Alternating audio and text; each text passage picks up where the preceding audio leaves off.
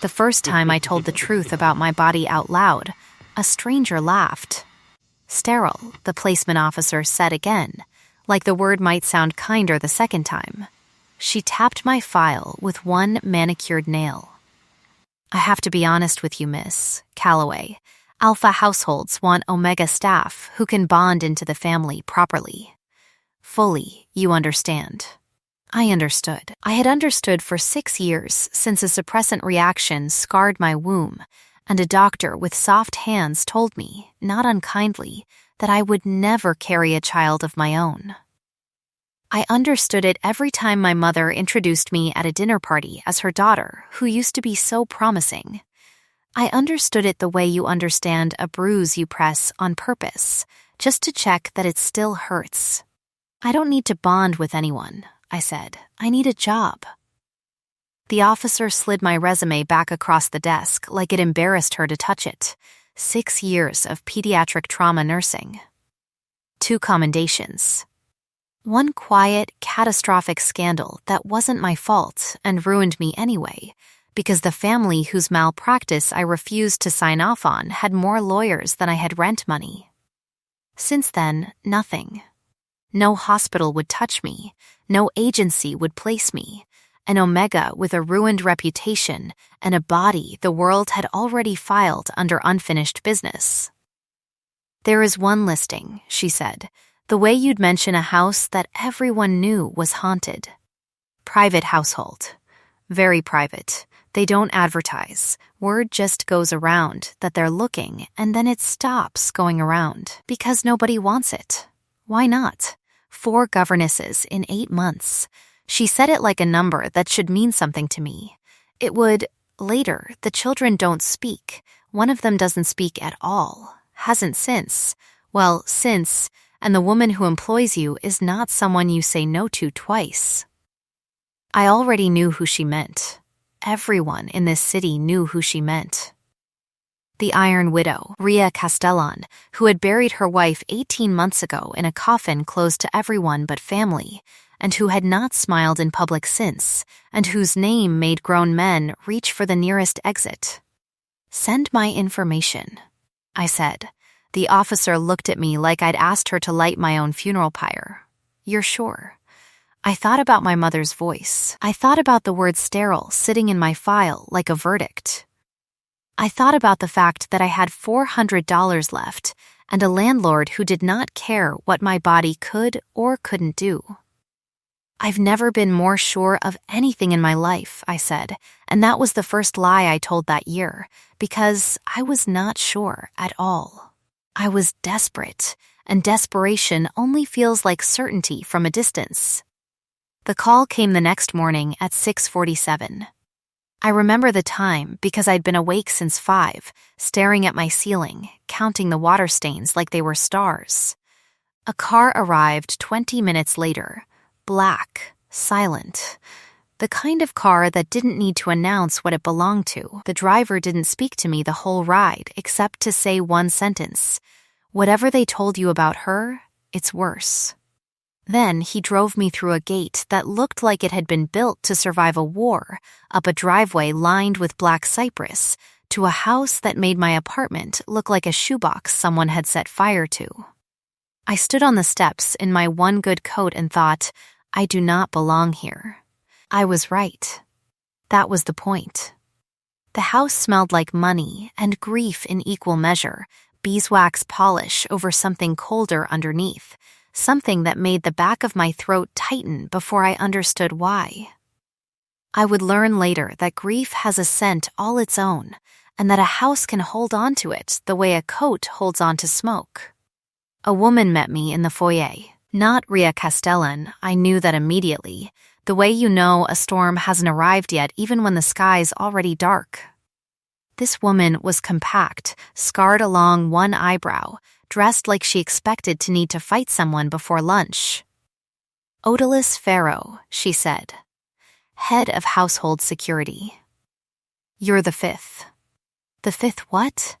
The 5th one they've sent up that driveway since the funeral. Odie, She told me to call her Odie within the hour, which I would learn was the single largest concession she made to almost anyone, looked me over like she was pricing a used car. The other 4 lasted 11 days combined. You want to guess which one lasted the longest? I don't. Smart, she said, and something in her face almost approved of me. Come on. She's expecting you. Try not to make her regret it in the first 10 minutes. That's usually when they go. I did not make it 10 minutes. I made it 4, and it went like this.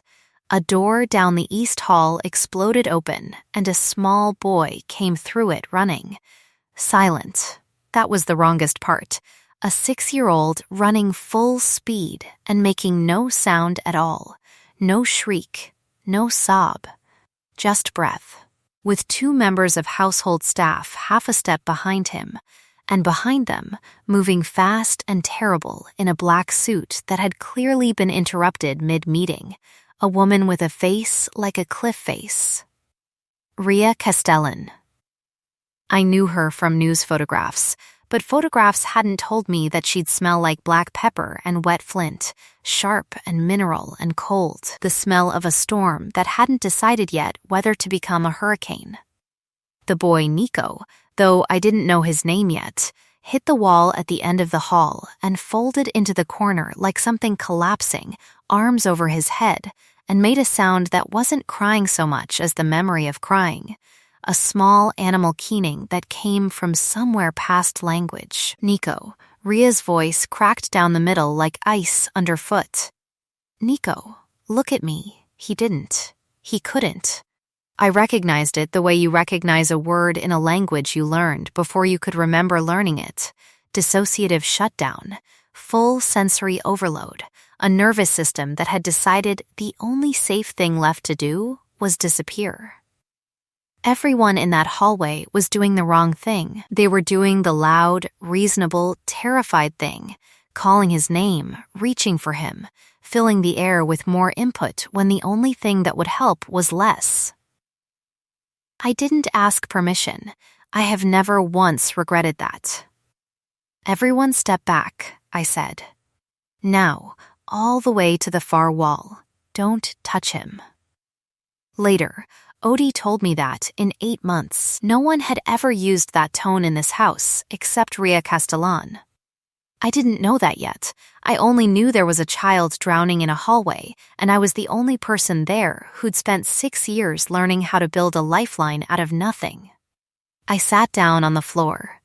Not near him, 8 feet away, at an angle, not facing him directly, my hands visible and open and still. I made myself smaller. I made myself boring. I hummed, low, 3 notes, nothing.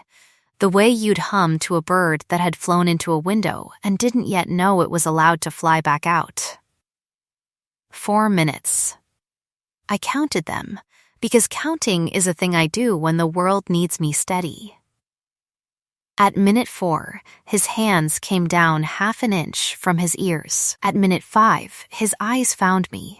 Not my face, not yet, just a shape at a safe distance that wasn't moving toward him. At minute 6, I took the small whiteboard slate that hung from a cord at his hip. Someone had told me on the drive over that he carried one, that it was how he'd been communicating since the night he stopped speaking, and I didn't write on it.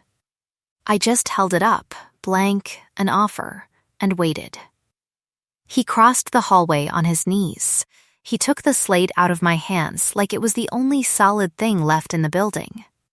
He wrote 1 word, in handwriting too careful for a child that upset, like the carefulness itself was a kind of armor. Loud, it was loud, I said. I know, it's not loud now. He nodded. Just once. Then he leaned, not into my arms, I didn't ask for that. Wouldn't have taken it uninvited, but sideways, his shoulder against my knee, the smallest possible amount of contact a body can offer when it's decided, provisionally, that a stranger might not be a threat. I looked up, and Ria Castellan was standing exactly where I'd told her to stand, at the far wall, hands loose at her sides, and her face had gone through something in those 6 minutes that I didn't have a name for yet. Not softened. Rearranged. "Who are you?" she said. Not a question, a demand dressed as one. "Ren Calloway," I said. "I used to work trauma pediatrics. I was told there was a governess position. You were told wrong." Her eyes hadn't left her son, even as she spoke to me, and there was something in that, the refusal to look away from him even for the courtesy of eye contact, that told me more about her than anything the news had ever printed. This isn't a governess position. 4 women have already learned that the hard way. Then what is it? Nico's small fingers curled into the hem of my sleeve and did not let go, and something in that grip settled the question before his mother could. "It's whatever you just did," Rhea said. "Do it again tomorrow and the day after, and I'll pay you more than any hospital in this city ever did." A pause, the length of a held breath, or don't, and I'll know, within the hour, why not. That was not a threat. It was worse than a threat. It was an honest description of a woman who had already lost the one person she'd trusted enough to be soft with, and did not intend to survive losing anyone else on a technicality. "I'll stay," I said. I did not know yet what staying would cost either of us. I only knew that a small boy's hand was fisted in my sleeve like a lifeline, and that I had spent 6 years learning exactly how to be one. They gave me a room on the 3rd floor that first night, in the family wing, not the staff wing, a decision Odie relayed to me with her eyebrows doing most of the talking. The room smelled faintly of cedar polish, and underneath it, of nothing at all. The particular scentlessness of a space no one had lived in for a long time. I unpacked one suitcase into a closet built for 10 times that much and stood at the window looking down at grounds so large I couldn't see the wall from the house. My apartment had fit in this room's closet. That was not an exaggeration. I measured it later out of morbid curiosity, and the math held. Somewhere down that hallway, a girl I hadn't met yet was asleep, or pretending to be, and a boy who didn't speak was sleeping with a slate under his pillow like other children sleep with a stuffed bear. And somewhere below both of them, in a study with the lights still on at 1 a.m, a woman who ran an empire that could unmake a city was sitting alone with a dead woman's photograph and no one to tell her it was all right to put it down. I met the girl at breakfast. Daisy arrived at the table already talking, mid-sentence, as though she'd started the conversation somewhere else entirely and simply brought it into the room with her. "And Mrs. Okafor says you made Nico use his slate in under a minute, which is a record. Because the last lady cried, and the one before that called Papa's guard sir, the whole time like he was going to arrest her, and you didn't cry, so I've decided you're staying." She sat down across from me with the ferocious dignity of a queen taking a throne. "I'm Daisy. I'm older than Nico by 4 minutes, which means I'm in charge of him, which he doesn't know because he can't hear me say it since he's not talking. But you can hear me say it, so now you know too." "Noted," I said. 4 minutes is a significant lead. That's what I said. She eyed me, assessing Mama smelled different last night. "After you left. Did you notice?" I had noticed. Even before I understood the full architecture of scent in this house, I had noticed that Rhea Castellan's black pepper cold had, for one hallway, 6 minutes, warmed at the edges into something almost like rain easing rather than rain threatening. I did not say that to a 6-year-old. "I noticed she was worried about your brother," I said instead. "She's always worried about Nico," Daisy said, matter of fact, the way children are matter of fact about the wounds adults think they've hidden. She used to not be worried all the time. Before, now she checks the doors 3 times before bed, and she thinks nobody knows, but I know. Mrs. Okafor knows too, but Mrs. Okafor doesn't tell. I filed that away with the care of someone handling something that might cut. Before, every household has a before, and in this one it had a date and a coffin, and a name I hadn't yet been given permission to say aloud. Mrs. Okafor turned out to be the housekeeper, a wide, unhurried woman who'd been with the Castellan family for 11 years and had outlasted 3 governesses' worth of gossip without ever once repeating a word of it to me directly. She fed me information the way she fed the children breakfast, in careful, deliberate portions, exactly as much as I could handle at a time. Miss Elena, she told me on my 3rd morning, setting down a pot of tea like the words needed ballast, was the only person who ever made Miss Castellan laugh where staff could hear it. That's the whole story, and it's also not even close to the whole story, and you'll learn the rest when you've earned it. I'm not trying to earn a story, I said. I'm trying to help 2 children who need it. Mrs. Okafor looked at me for a long moment. That, she said, is exactly why you might. The wealth gap declared itself in textures, not adjectives, the floors that didn't creak because someone paid to make sure they never would, the towels replaced before they thinned, the way household staff dropped their eyes and widened their distance when Ria passed. A deference calibrated so precisely it had clearly been drilled. My own apartment's single window had looked out on a brick wall. My window here looked out on a garden with a fountain that ran even in winter, because someone had decided cold should never be allowed to silence anything in this house twice. Desmond Cray. I met on day 4, Ria's consigliere, underboss, advisor, the man who'd stood at her shoulder since before Elena died, according to Mrs. Okafor, though something in the housekeeper's voice went carefully neutral when she said his name, the particular neutral of someone declining to editorialize.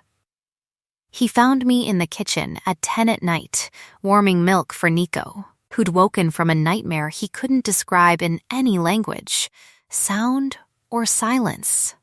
You're new, Desmond said. He had a voice like a salesman who'd learned menace as a second dialect. The nurse. Or is it nanny? I can never keep the euphemism straight for what we're calling you. Wren Calloway, I said, and I'm not sure there's a euphemism for warming milk. No.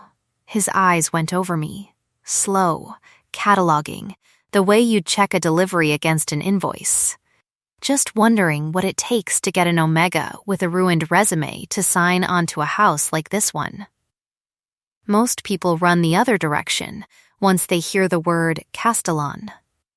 Most people don't know what it's like to be told no one will ever want them, I said, and I watched that land somewhere behind his eyes. Filed, useful. I already know what that feels like. This house doesn't scare me as much as you'd think. It should. He said it lightly, the way you'd mention weather, and that lightness was the most dangerous thing about him.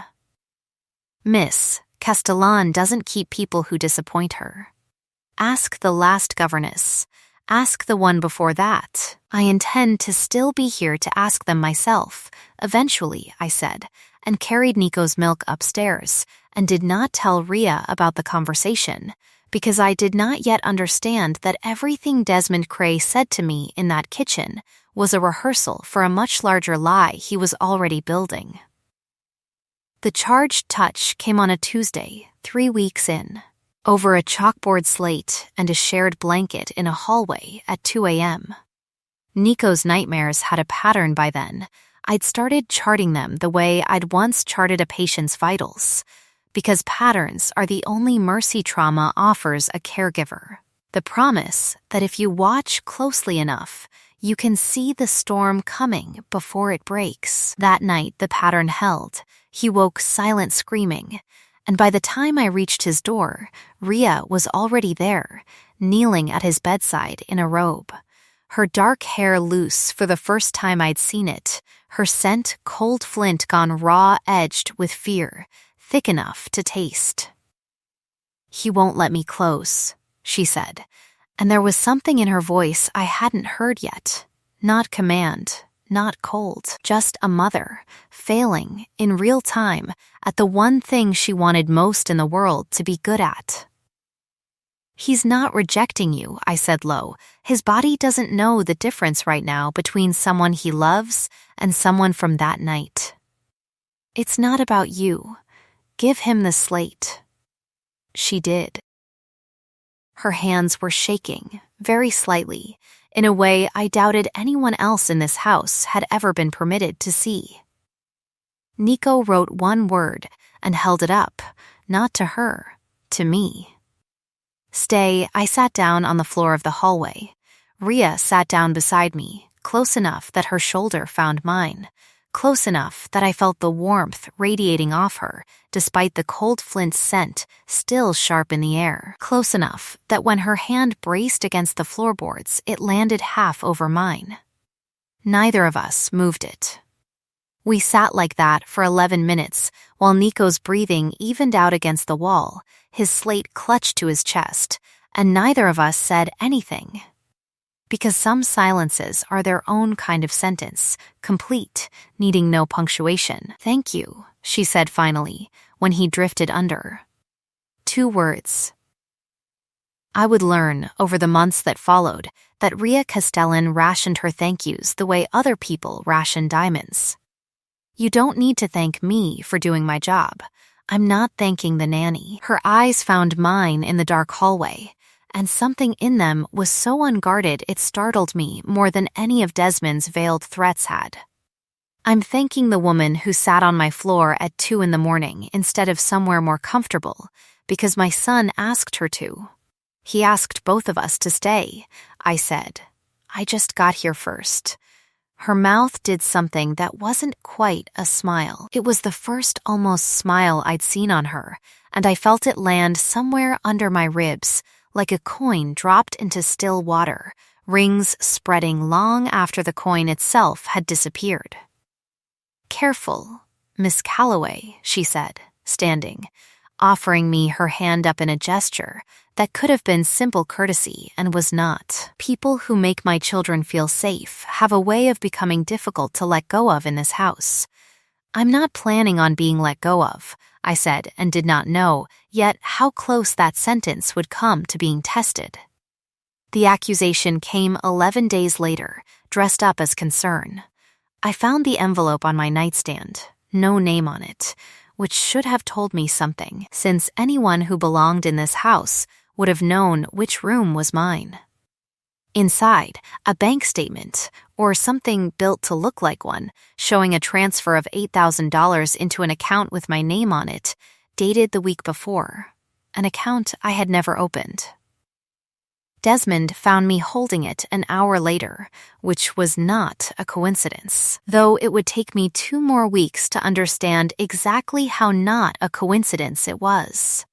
"I was hoping I wouldn't have to be the one," he said, and had the decency, or the practice, to look genuinely sorry. "Ms. Castellan trusts easily where the children are concerned. Too easily, some might say. I'd hoped you were different from the others, the ones who came here for exactly this. I didn't open this account." "Of course you didn't." He said it the way you'd humor someone. "I'll have to tell her. You understand. I can't sit on something like this." He told her that night. I found out because Odie came to get me, not gently, and walked me to Rhea's study without a word of explanation, and I stood in the doorway and watched a woman I had started, quietly, dangerously, to trust. Look at a piece of paper with my name on it and go somewhere cold I hadn't seen since the hallway on my second day. "Explain this," Rhea said. 2 words. Absolute, a door closing. "I can't," I said, "because I didn't do it. I don't know how to explain a lie I didn't tell." $8,000, Miss Calloway, then check where it went, I said, and my voice cracked on the last word, not from fear of her, from the specific, familiar despair of being disbelieved by someone whose belief had started to matter more than I'd let myself admit. "I have $400 to my name, and a landlord who calls twice a week. If I were being paid off, Don't you think I'd have paid him first? Something in that landed. I watched it land, watched her jaw work, watched the account numbers on the page seem to matter less than the plain arithmetic of my rent. Odie, Rhea said, without looking away from me, pull the transaction records. All of them. Tonight, it took 4 hours. I sat in the hallway outside the study the entire time because I refused to hide in my room like someone guilty, and Daisy found me there at midnight in her pajamas, uninvited and unbothered by the hour. Uncle Des doesn't like you, she informed me, settling onto the floor beside me like this was a perfectly normal thing to discuss at midnight. He didn't like the other ladies either, but he really doesn't like you. Nico talks to you. On the slate. He never did that with the others. Uncle Des isn't your uncle, is he? No, she considered this with the terrible clarity children sometimes have, unfiltered by the diplomacies adults learn. He was Mama Elena's friend first. He's known me my whole life, but Nico stopped liking him the same night he stopped talking, and nobody ever asks why, because everybody's too busy being sad. I did not sleep that night. At 4 a.m, Odie found me and Daisy both still in the hallway and delivered the verdict without ceremony. The account's a plant, she said. Opened remotely 3 days ago using a stolen identity template and your employment file, which only 2 people had access to. Me and Cray. Rhea appeared behind her in the doorway of the study, and the look on her face was not an apology. Rhea Castellan did not apologize easily, I would learn, any more than she thanked easily, but it was close enough to one that something in my chest loosened for the first time in hours. I should have asked the right question before I asked the wrong one, she said. You had a piece of paper with my name on it, I said. I understand why you were afraid. I wasn't afraid of the money. Her voice dropped, and for the first time she let something show that wasn't command or cold, something raw at the edges. I was afraid you were one more thing I let myself trust that turned out to be a door I'd left open by mistake. I understood, in that sentence, more about Elena Castellan's death than anyone had told me directly. I understood that this woman had built a fortress out of control, because control was the only thing that had never once failed to protect her until the night it had failed catastrophically, and that every accusation, every locked door, every 3 times checked lock Daisy had mentioned was the architecture of a woman still trying to outrun a night she couldn't outrun. I'm not a door, I said. I'm not going anywhere. It was the first time I said it. It would not be the last. The storm came on a Thursday in February, the kind of storm the coast calls a nor'easter and prepares for, except no one had prepared for what came with it. Nico had a night terror at 9, and I was 3 sentences into calming him with the slate when the power failed. Not a flicker, not a brownout, a hard cut, the whole house dropping into a blackness, so total I heard Daisy's breath catch 2 rooms away before I heard anything else. Odie's radio crackled a half-second later, and the word that came through it made my stomach fold in on itself. Perimeter breach. East fence. 2 shooters confirmed. Possibly more. I had exactly 4 seconds to decide what kind of person I was going to be, and I have never been more grateful for 6 years of trauma nursing in my life, because those years had taught my body to move on training instead of terror. Nico, Daisy, with me.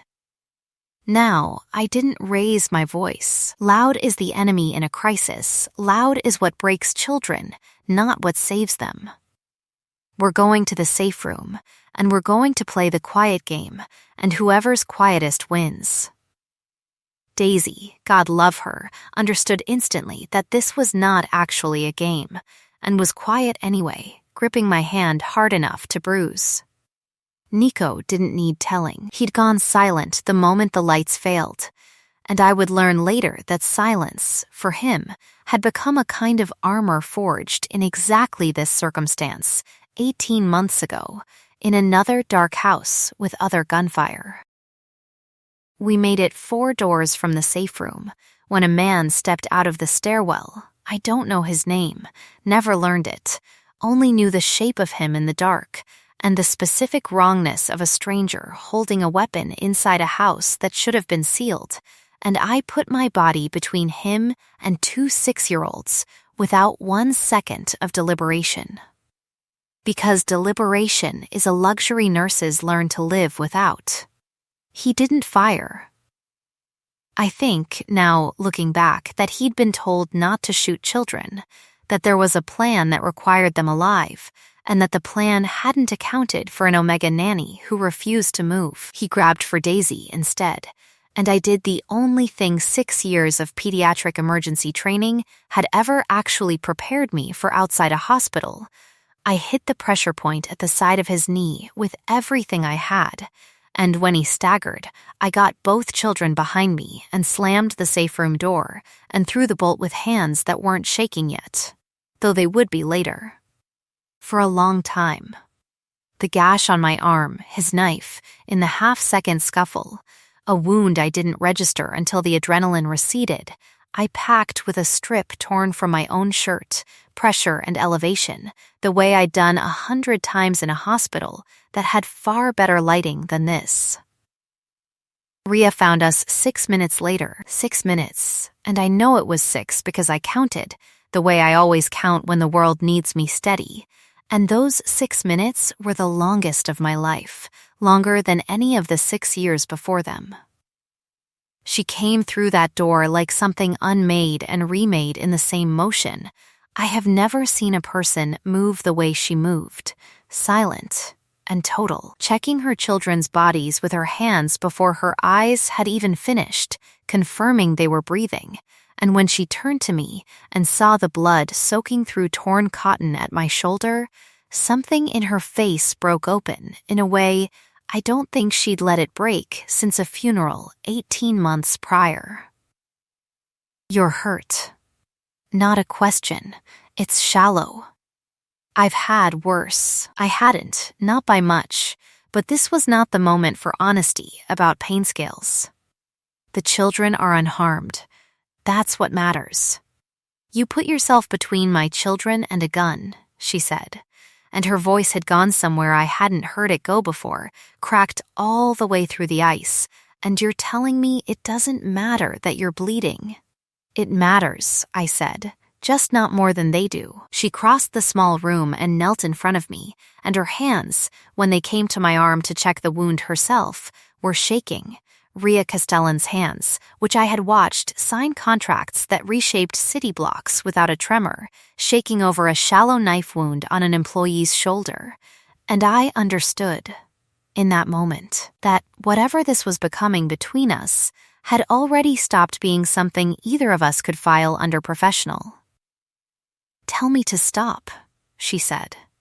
Low, her fingers still at my arm, her face close enough that I could feel the warmth radiating off her skin, that black pepper and flint scent gone thick and warm at the edges, with something that wasn't fear anymore. "Tell me to stop, and I will." "Don't stop," I said. She didn't kiss me that night. There were children to settle, a house to secure, a threat still active somewhere on the grounds until Odie's voice came through the radio confirming 3 shooters down and 1 fled.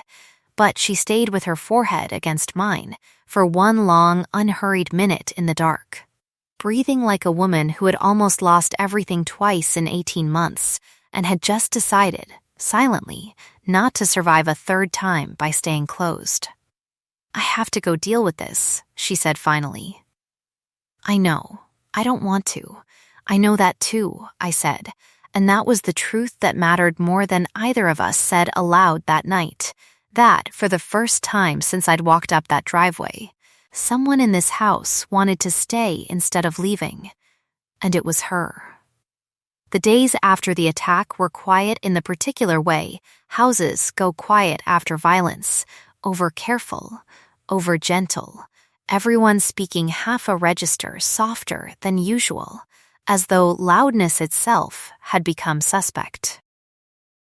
Rhea doubled the perimeter, tripled Odie's team, and 3 nights after the attack, knocked on my door at 11 with a bottle of wine she didn't open and a look on her face like a woman about to do something harder than any negotiation she'd survived. "I want to tell you about Elena," she said. "If you'll let me." I let her in. I have never regretted a decision as thoroughly as I did not regret that one. She told me in pieces, the way people tell you the truths that cost them the most, not a monologue, but confessions interrupted by silences, by her hands turning a wine glass she never drank from. Elena had been the only person who ever made her laugh in front of staff. Elena had wanted a garden of marigolds along the east wall because she said the color reminded her of the house she grew up in, before the money, before the empire, before any of it. Elena had died in the hallway outside Nico's room, shot twice, protecting a door she'd thought she'd locked, and Nico had been behind that door. And Nico had seen enough through the gap to stop speaking the same night and had not spoken since. "I built this entire empire on the belief that control keeps people safe," Rhea said, and her voice had none of its usual iron in it, just something raw and tired underneath. "My mother taught me that." "Castellans do not bend," she used to say, "because bending is how you break." I believed her for 31 years. And then, I watched the woman I loved die in a hallway I had personally reinforced with steel doors, because control was never the thing that was supposed to fail. And I have spent every day since telling myself that if I just controlled more, the house, the staff, the children, myself, it would never happen again. And instead, I nearly lost both of them anyway, 3 nights ago. Because control isn't what keeps people safe. Being chosen is. Alana chose that door. You chose that hallway. I don't know what to do with a truth that big after 31 years of the wrong one. I told her about the suppressant reaction, then, the scarring, the doctor's careful, unkind kindness, the years since of being filed, quietly, permanently, under undesirable. I told her about my mother introducing me at dinner parties as her daughter who used to be so promising. I told her the exact sentence the placement officer had used, sterile, like the word might sound kinder the second time. "They swore no one would ever want me," I said, not because of anything I did, because of what my body couldn't do anymore. And I built my whole life around believing that was the final word on the subject. "It isn't," Rhea said, and there was something so simple and so absolute in the way she said it that it undid something in me I'd been holding together for 6 years. "I don't want you for what your body can or can't do, Ren. I want you for the way you sat on a hallway floor, humming 3 notes to my son until his hands came down from his ears. I want you for 6 minutes on your knees at 2 in the morning. I want you for a hallway with a knife in it and a body you put between mine and a gun without 1 second of hesitation. That has never, not once, been about what you can bear children. That has always been about who you are." We didn't kiss that night either. We talked until 3 in the morning instead, about marigolds and lullabies my mother used to sing before she started counting my flaws out loud, about the exact tea I liked, chamomile, too much honey, which Rhea repeated back to me the next morning like she'd filed it somewhere permanent, and about a slate that had gone from Nico's only language to something he sometimes set down now, for whole minutes at a time, in a house that had started, slowly, to feel less like a fortress and more like a home. It cut short 4 days later, on a Tuesday, at 2:47 in the afternoon, when Daisy did not come home from her riding lesson. Odie's face when she came to find me told me everything before she said a word. The instructors unaccounted for. Daisy's unaccounted for. And Nico's slate is missing from his room, which means whoever did this either has him too or wants us to think they might. I found Rhea in the study a minute later, and the woman standing there was not the one who'd talked to me until 3 a.m. about marigolds. This was the Iron Widow the news had always described, cold enough to frost the air, every softness she'd shown me in the last 2 months folded back behind a face built entirely out of command. "Get everyone to the East Wing," she said to Odie, not looking at me. "Full lockdown. I want Cray in this room in 5 minutes. Rhea, not now." Her eyes, when they finally found mine, weren't cruel. They were simply somewhere I couldn't follow. Somewhere built entirely out of the worst night of her life happening again in real time. I need to be the person who fixes this. Right now, that person can't also be soft. I understood. I hated it, and I understood it, both at once. I stepped back and let her become the woman the whole city was afraid of, because that woman was about to be the only thing standing between her daughter and whatever waited at the end of this. Desmond Cray arrived at the study 4 minutes later, and I watched his face the entire time, because 6 years of reading small tells in traumatized children had taught me to read rooms the way other people read headlines, and something in the particular quality of his concern, a half-second too smooth, a hand that reached for Rhea's shoulder in comfort before she'd finished the sentence describing the crisis, didn't sit right in my chest. "I'll handle the ransom line," he said. "I have contacts who can move faster than the police on this. Trust me." "I do trust you," Rhea said, and something in me went cold at how easily she said it, how completely. A trust built over 15 years that a stranger couldn't have talked her out of in a single conversation. But I wasn't a stranger anymore. I was the woman who'd spent 2 months learning this house's every silence, and I remembered, with sudden, sick clarity, a 6-year-old girl telling me at midnight that Uncle Des had known her whole life, and a boy who'd stopped speaking the same night his mother died, in a house where the only person who'd had access to my employment file besides Odie had been Desmond Cray. "Nico's slate is missing," I said. Everyone turned to look at me like I'd said something irrelevant. I hadn't. He never lets it out of his sight. He sleeps with it. He wrote on it that night, the night Elena died. Daisy told me, weeks ago, that Nico stopped liking Uncle Des the same night he stopped talking, and everyone assumed it was grief. Because grief was the easier story. What if it wasn't grief? What if it's because Nico saw something that night and wrote it down, and someone who couldn't afford for it to exist has been looking for that slate ever since? The room went very still.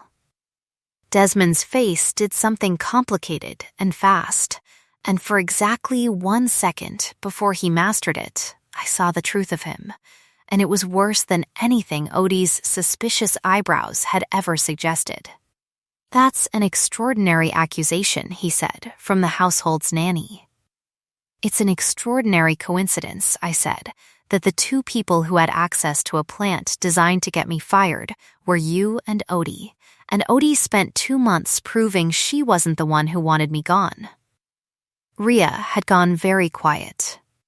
I recognized that quiet. I'd seen it in traumatized children 100 times. The specific stillness of a mind assembling a truth too large to process all at once.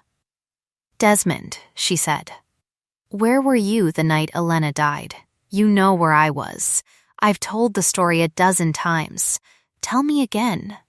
He told her again, and this time, with a missing child and a missing slate, and my voice in the room instead of grief clouding every question, the story had a hole in it precisely the size of an alibi that had never once been checked, because who checks the alibi of the man who cries hardest at the funeral? Ria Castellan's face, in that moment, became something I had never seen and hope never to see again. The face of a woman looking directly at the person who had murdered her wife and had spent 18 months holding her hand at breakfast while she grieved. "Odie," Ria said, and her voice had gone somewhere past cold, somewhere with no bottom at all. "Take him. Don't kill him. I want him alive for what comes next." Desmond ran. He made it to the garage before Odie's people brought him down, and in the chaos of that, in the 12 minutes between his capture and the moment Ria finally got a location on her daughter from a burner phone in his coat pocket, I understood, with the particular clarity that only true fear provides, exactly how far this man had been willing to go to bury a truth a 6-year-old had. Written on a chalkboard slate. We found Daisy in an hour in a warehouse 11 miles from the estate, unharmed, furious, and already lecturing her captors about proper manners by the time we arrived, which was, in its own way, the most reassuring sound I have ever heard in my life. Nico's slate was there too, in a box, 18 months old, the ink long since worn to a ghost of itself, but still legible if you knew to look, still holding the sentence a traumatized 6-year-old had written the night his mother died, and no one had thought to ask a silent child what he'd seen. Des said stop. He said don't tell. Ria read it standing in a cold warehouse with her daughter's arms around her waist, and something in her, some final wall built out of 15 years of misplaced loyalty, came all the way down. The mercy came at the very end, and it came from me, because someone had to be the one still capable of it. Rhea had Desmond Cray on his knees in that warehouse, her hand fisted in his collar, and the fury coming off her was thick enough to taste, black pepper gone to something scorched and terrible, and I understood, watching her, that she was one more sentence away from becoming the thing everyone already believed her to be, the Iron Widow, judge and executioner both, no different in the end from the men who'd killed her wife. Ria, I said her name, not a command, not a plea, just her name, the way you'd say it to someone standing at the edge of something they couldn't come back from. Look at me. She didn't. Not at first. Her hand didn't loosen. Your children are 12 feet away, I said. They're watching. Whatever you do in the next 30 seconds is the thing they'll remember for the rest of their lives, more than the kidnapping, more than any of it. Let them see their mother be more than what he made her wife die for. It took 4 seconds. I counted them. On the 4th, her hand opened. Take him to the commission, she said to Odie, her voice shaking with the effort of every restrained thing she'd just chosen not to become. Let the family see exactly what he did, and let them decide his fate under the old law, with witnesses, with Elena's murder read into record, with everything. He doesn't get to disappear quietly. He doesn't get that mercy. That was, I would learn, the fate this world reserved for men like Desmond Cray, not a quick bullet in a warehouse, but a reckoning in front of every family who'd once respected him, a public, unmaking exact and total and permanent. The commission convened 6 days later, in a hall I was not technically permitted to enter, being neither family nor blood, until Ria stood at the head of that hall and said, in front of every Don and consigliere who'd once looked at me like household help, that I would be seated at her right hand, because I had done more to protect her children than anyone else in that room had managed in 18 months of grieving. They read Elena Castellan's murder into the record that day. Alongside the confession Desmond gave once the evidence, a slate, a burner phone, testimony from a man who'd been paid to pull a trigger and had no loyalty left worth dying for, made denial pointless. He had orchestrated it for territory the Novak family had promised him, once Ria's grief made her a manageable widow instead of an unbreakable queen. He had not counted on her staying unbreakable. He certainly had not counted on a 6-year-old's chalkboard slate, kept 18 months by a woman with a bureaucrat's caution and a mother's blind spot for the man who'd cried loudest at the funeral. Nico sat beside me during the reading, and the room went so quiet through all of it, until the moment the evidence was formally entered, until the moment his mother, standing at the front of that hall in a room full of men who'd feared her for 15 years, said her son's name and thanked him, publicly, for the courage it had taken a 6-year-old to write down the truth when every adult around him had been too broken to ask. Nico, she said, showed more courage that night than anyone else in this family. I want that on the record, too. He stood up. I felt his hand tighten in mine, felt him gather himself the way I'd watched him gather himself 100 times over 2 months, except this time he didn't reach for the slate. He hurt my mama, Nico said. His voice was small and rusted from disuse, and it was the first sentence he had spoken aloud in 18 months, and the entire hall went so silent I could hear Ria's breath catch from across the room. I saw him. I wrote it down because I couldn't say it. I can say it now. Daisy, beside him, did not let the silence last. Told you he'd talk again, she informed the room at large, with the ferocious satisfaction of a girl whose faith had finally been rewarded, and the sound that rippled through that hall of hardened men was, unmistakably, laughter, warm and real, the first sound of its kind that room had likely heard in years.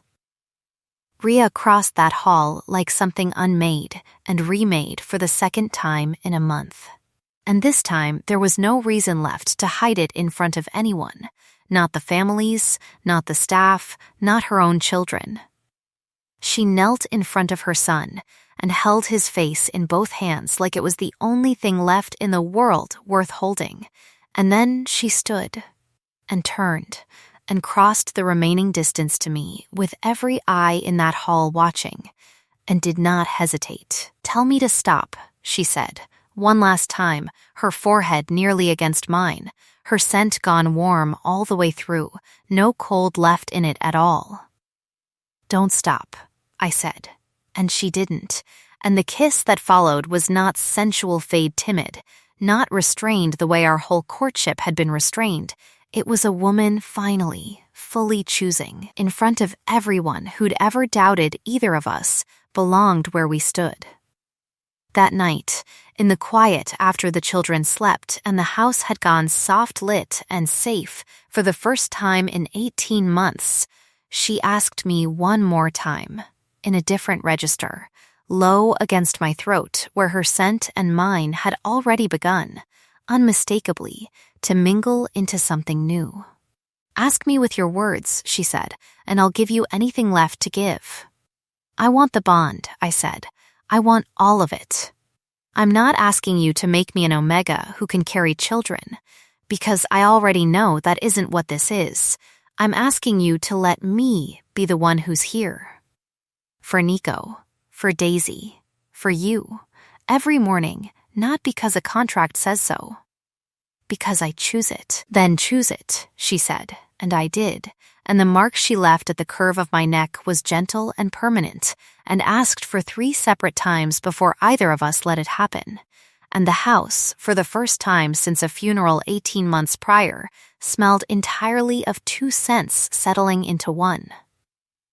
The proposal came on a morning in early spring, in the garden along the east wall, where 100 marigolds had been planted in October without my noticing, patient and quiet, the way Ria did everything that mattered most. "Elena wanted these," she said, kneeling in the dirt in a suit too fine for gardening, a small box balanced on her palm.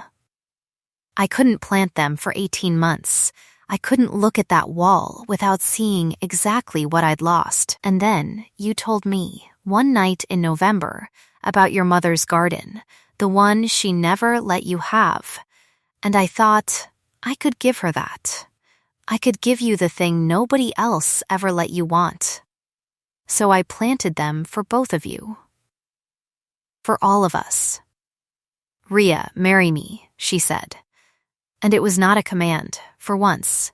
Not an imperative, just a woman on her knees in a garden asking a question she genuinely did not know the answer to, for the first time in longer than she could remember asking anyone anything. Not because the children need a mother, not because the bond is already done. Because I have loved exactly 2 people in my life who made me want to set down control and simply be chosen instead, and I buried one of them, and I am not making the mistake of waiting to say the second one's name out loud. Yes, I said, before she'd even opened the box.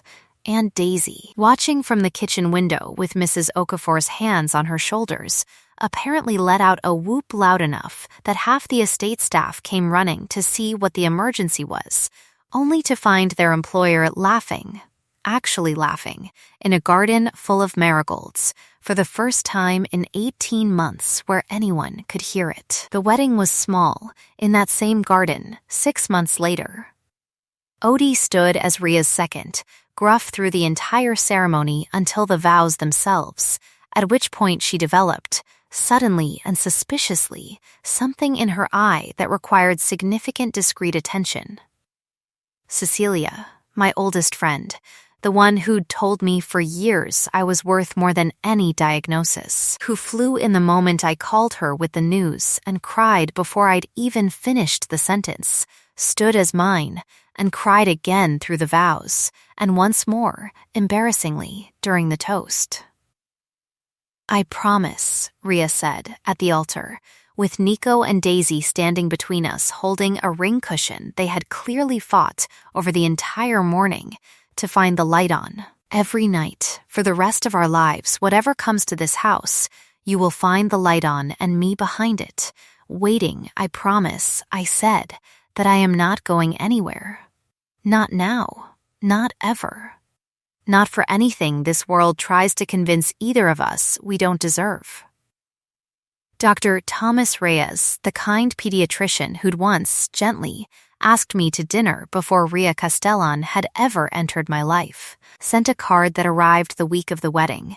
No bitterness in it, only warmth, a genuine wish for happiness from a man who'd understood, without needing to be told twice, that some doors close so that better ones can open, and who deserved, and received, every bit of the dignity that understanding earned him. A year on, the marigolds had spread the length of the east wall, exactly as Elena had once wanted, and Nico's old slate hung framed in the front hallway now, retired, its last message preserved under glass beside a small brass plate that read, simply, "He told the truth when no one else could."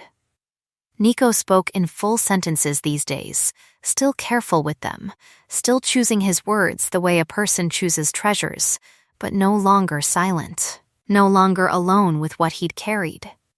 Daisy had appointed herself, at 7, the official household record keeper of embarrassing parental behavior, a role she performed with tyrannical enthusiasm. Desmond Cray lived out his sentence under the Commission's old law, stripped of name and territory both, a punishment the families still spoke of in low voices as the worst mercy anyone had ever handed down, alive and utterly, permanently unmade.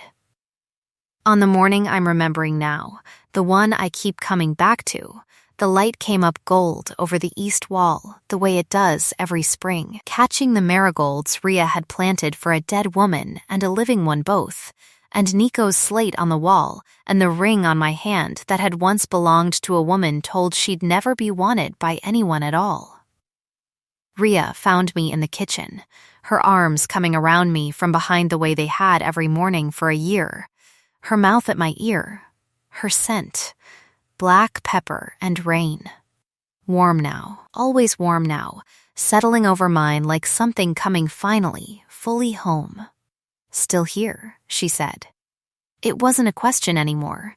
It hadn't been for a long time. "Still here," I said. "I told you I wasn't going anywhere." They swore no one would ever want me, and they were wrong in every way that mattered, because it was never about what my body could give. It was about a hallway floor at 2 in the morning, and a slate held up in silence, and a woman who chose me not despite the parts of me the world had already discarded, but because of everything I built instead. Being seen costs nothing and changes everything, and I have never once, not for a single morning since, had to wonder if I was wanted here. The end.